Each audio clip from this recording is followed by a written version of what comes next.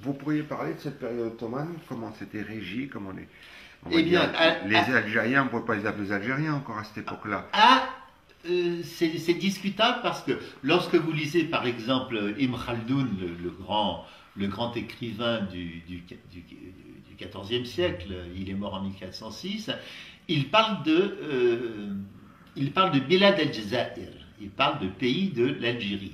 Bon, alors est-ce que ça veut dire dans son esprit le pays de Al-Jazair, des îles, c'est-à-dire d'Alger? Non, il semble que c'est quand même l'ensemble de l'Algérie.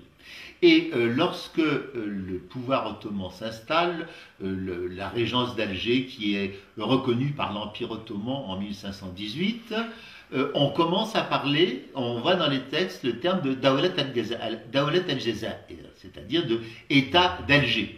Mais est-ce que c'est Alger ou l'Algérie? On ne le sait pas. Mais je rappellerai qu'il y a aussi plusieurs hypothèses sur les origines du mot Alger. Pour certains, c'est le terme arabe Al-Jazair, puisqu'il y avait des îlots au large d'Alger, mais les Berbères ont une autre hypothèse. Ils estiment que ça vient de Désiri, qui signifierait, paraît-il, le clair de lune en berbère. Comme je ne connais pas le berbère, je ne peux pas vous le dire, mais je vous donne l'hypothèse. Voilà. Bon. En tout cas, dans les textes en arabe, on parle de Al-Jazair, on parle de Dawlat al-Jazair, et en 1613, pour la première fois, il y a un Français qui écrit dans un texte qu'il y a des Algériens.